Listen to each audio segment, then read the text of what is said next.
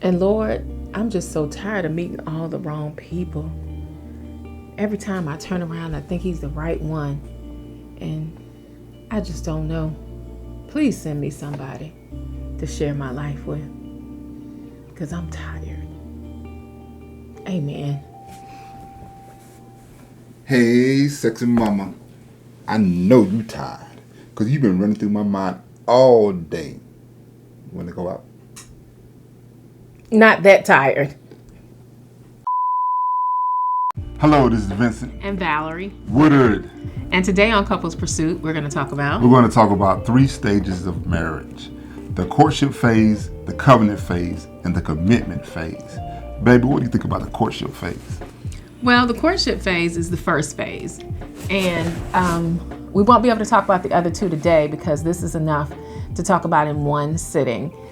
Basically, the courtship phase is where two people come together and they are spending time together, finding out if they are a good fit for a future, which is much different than dating.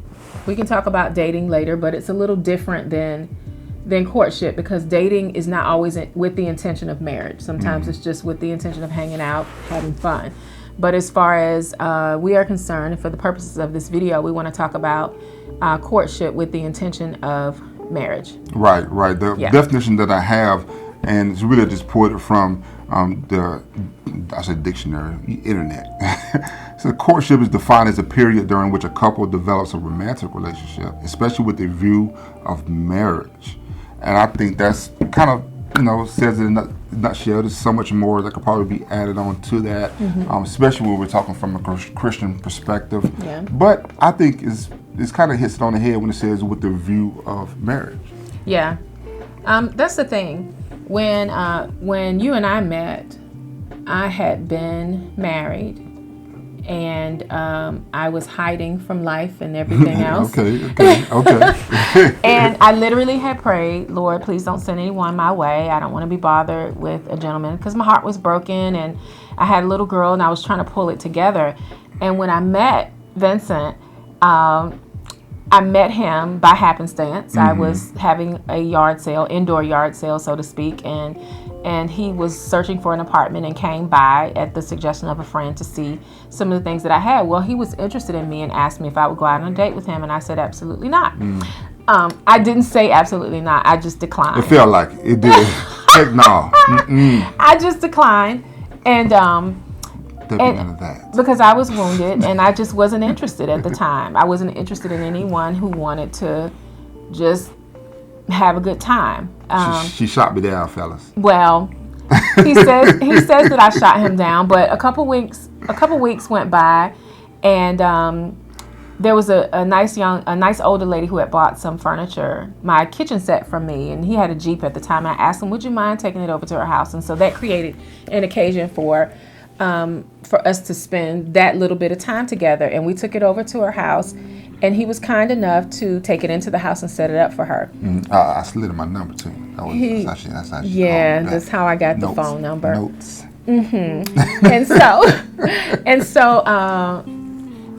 So that's how we ended up having each other's phone number. And so I think maybe we got something to eat because Siobhan at the time said she was hungry, and I was like, oh, it's fine. He insisted on going through a drive-thru and getting her something to eat. Who's Siobhan? Siobhan is our oldest daughter.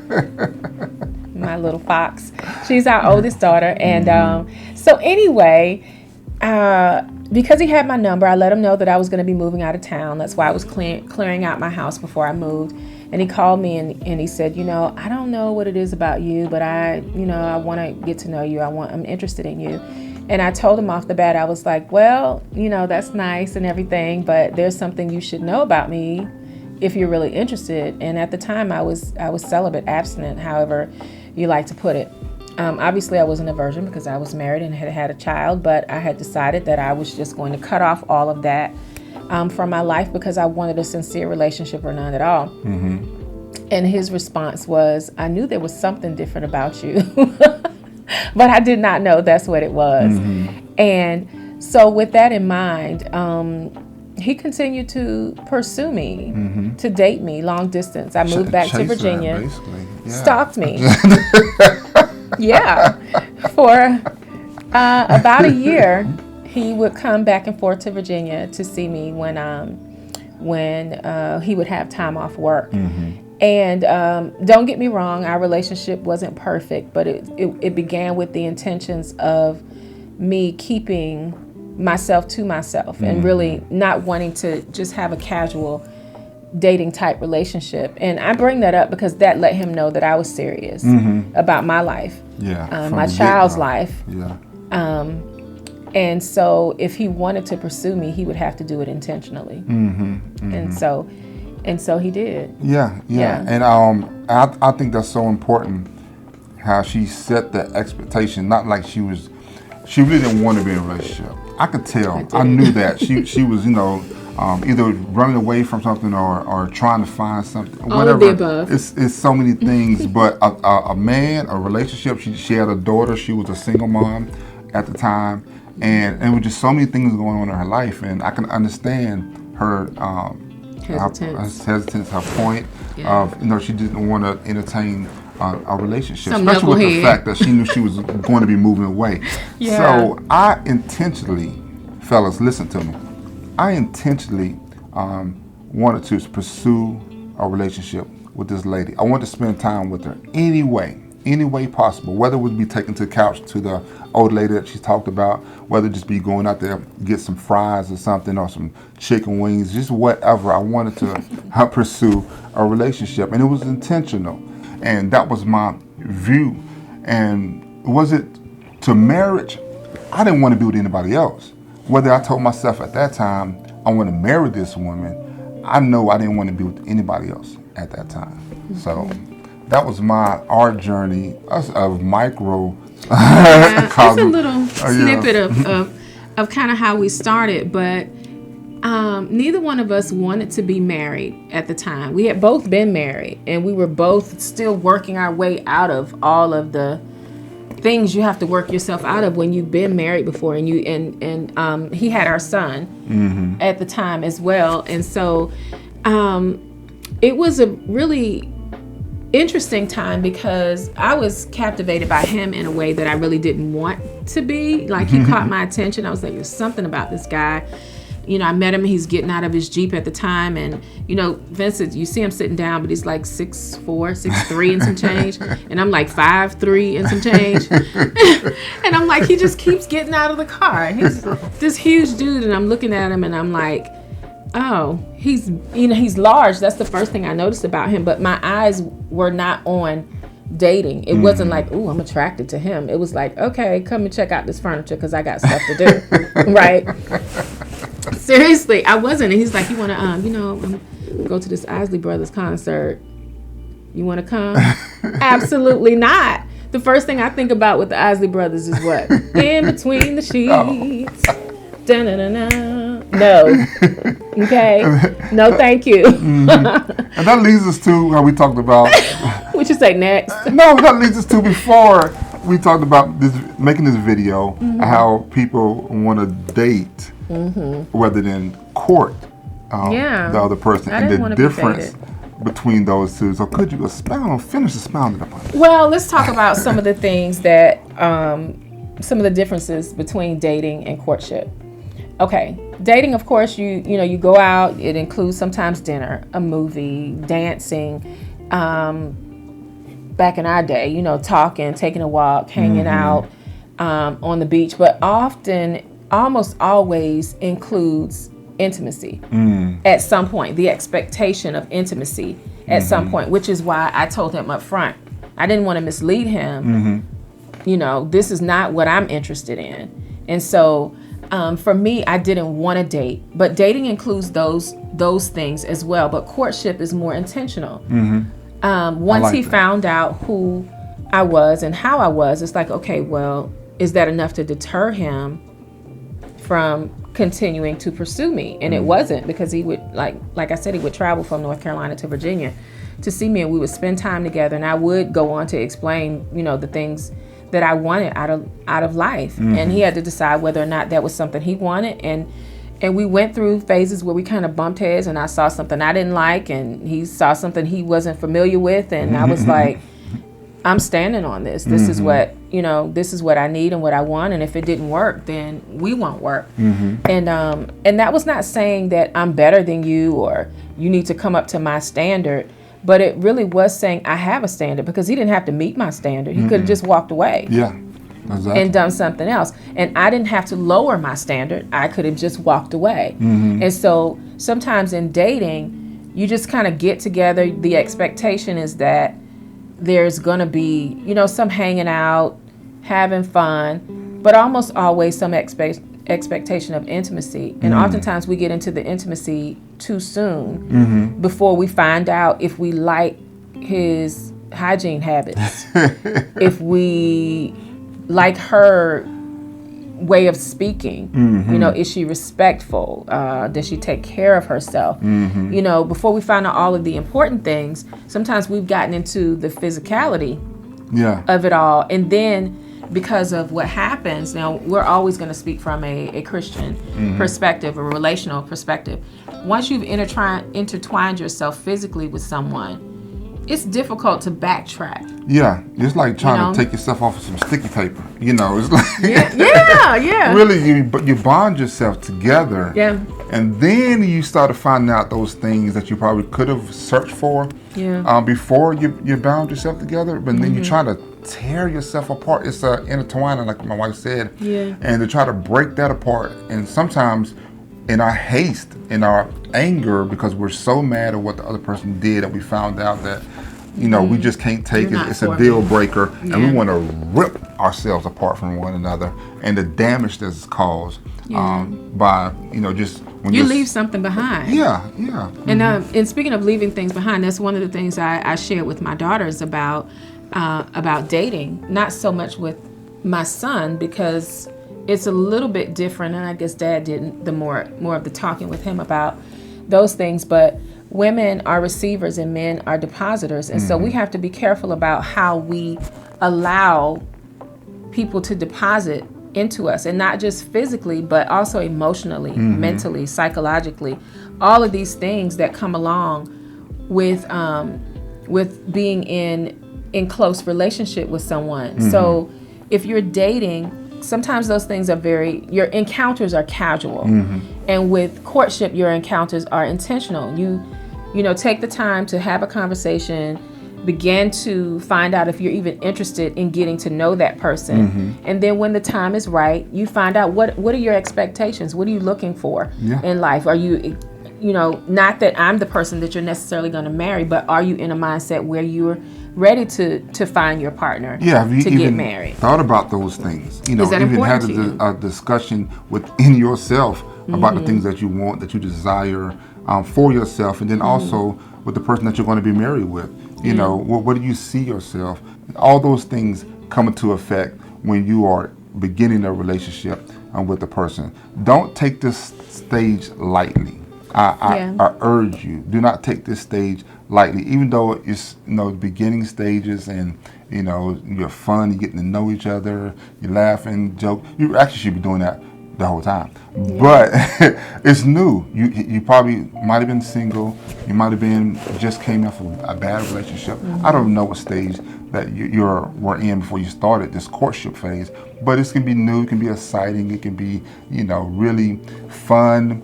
And then, you don't want to say things to rock the boat. I don't really want to talk about his childhood. I don't want to talk about, his relationship with his parents. I don't want to, and so you try to avoid topics. And then you get yourself into, okay, well, he likes me. You get together, you have sex, and then you find out. All the things you should have found out. All those things that we should have discussed before. And sometimes people want to dance around those things and not discuss them and not be serious, and we're just kicking it. And we are one of the things I really don't like is the term exclusive. When people announce that they're exclusively dating. Well, that's redundant. If you're dating me, you're dating me. It shouldn't be exclusively dating. Like, that's just like him saying, well, I'm only married to her. Well, who else would you be married to? Who else are you going to be married to? But But yeah, we if we don't take the time to, number one, get to know ourselves. What is it that we want, need, and desire? Then how is it that we can communicate that to someone else? And how can you expect someone else to provide you with what you want, need, and desire within a relationship if you don't take the time to get to know them? If you don't take the time to remove all of the emotional, physical, sexual energy out of the way and really get to know that person for who they are. And, you know, the first thing I mentioned was that, you know, dating is recreational and courtship is intentional. One of the other things about dating versus courtship is that the accountability that's there. If I meet him and I tell, you know, and I like him, I'm drawn to him, and we just start to talk, and in my mind, I'm like, yeah, I think he might be the one. He seems nice. He has a son. He takes good care of his son, and you know, he has a good job, and you know, he seems like he would be a good husband. And it's like, skirt. He just wants to go out. He just wants to hang out. He just wants to have fun. He's not looking for a wife. Yeah. He's not looking for commitment. I don't even need to meet his son, because he's like, hey, she's cute. She look good. Let's go see where this goes. That's right. You're not on the same page. One of you are intentional, and the other person just like, hey, it's the Wednesday. And we had seen past the day. Yeah, right. Just want to hang out with you. And then so you can get disappointed by that, you know, and then at the end of that relationship, because it will come to an end because you're not on the same page, then the person who had the extended expectation is devastated, you know. Whereas if you're courting someone, then you know, okay, we are both looking for marriage, and even if you turn out not to be compatible, then you know that that's a plus, that you have gotten to know someone that you were interested in, but you found out this is probably not the person for me. Exactly. And so hopefully you would come away with knowing that courtship is the intention, it's the where we want to end up at. That we're not just frolicking, we're not just, you know, going through the motions. And that's kind of why we want to steer people away from dating. Not saying you can't have fun, but dating is dating, but courtship is something totally different. They're not the same. And I love the way my wife put it, and she explained it. And I just want to leave away, give you a takeaway of 3 points. Maybe there's so many, but 3 key takeaways that I got is that first, we should be ready to court, be in the mindset to court, right? Yeah. And the second is setting physical boundaries. As my wife told me in the beginning, that she really was not trying to have any relationship, and definitely not a physical one. And she let me know that up front. And you know, I guess she was saying, look, I'm telling you all the disclaimers, and you still want to come, you know, try to pursue me. That's going to be on your own time, and I don't want you to get frustrated, don't get upset, get mad, because I told you up front, you know, where I stood and what mindset I was in. And the third that I want to mention is to court with purpose, to court with attention, to make sure that you know what you're asking the other person to get into with you. Yeah, that's good. And I just want to say, just for transparency's sake, when I met my husband, he said I was either running away from something or trying to find something, and I jokingly said both, and it really was both. I had a broken marriage, and I was running away from church hurt and all these other things that were going on with my life. And what I found out in that process is that what was keeping me abstinent or celibate all those years was not me alone. It was my relationship with God. And when I didn't nurture that relationship, those things didn't work. And so I just want to make sure that we don't mislead people. We have a child that is a year older than our marriage is. And it's that way because eventually, you know, when you stop leaning and depending on God to support you and you try to do it on your own, you'll find out that in and of yourself, you cannot be perfect. And so I wasn't. And so there were struggles that came along with that. And we'll talk about those things in a whole nother couples pursuit video, because people deal with that kind of stuff all the time. God restored me. He restored us. He restored our relationship to celibacy before we got married. And that's a complete Another testimony Another that'll really testimony. help somebody. Yes, especially, and Yeah. and not saying we love our daughter. Daughter's a blessing. Yeah. But it's with the intention. Yeah. we weren't ready to have another kid, another child, and here she go, and Yeah. so we had to get ready. Yeah. Because she's coming. Yeah. We're going to invite her with open arms because we loved her. I loved as soon as I found the news out. Yeah. But I once was dazed and confused, and he was like, okay, and God knew what would happen, but he gives us all of the physical boundaries and everything for our own sake, because what would have happened if we didn't get married? I would have continued to be devastated on my own, and now have had a second child. And it doesn't mean that that I'm this terrible person. It just meant that I had my priorities out of order. And if he had not been intentionally pursuing me at that point to marry, then that would have been on me, because he never forced me to do anything. And I think if I can speak for you, I'll say that me having a standard made pursuing me a goal. It made pursuing me more intentional, because I'm not just hanging out with this girl. I know that if she values herself, she values her time. Yeah, it's like that space. Moment when you decide whether you want to go for something. Like, it's not like jumping off a ledge, but the first thing that came to mind, it's like when you get ready to jump off a ledge, it's like, okay, I'm going to do it, and then you do it. And I knew what I'm getting into. I know how far down it's going to be.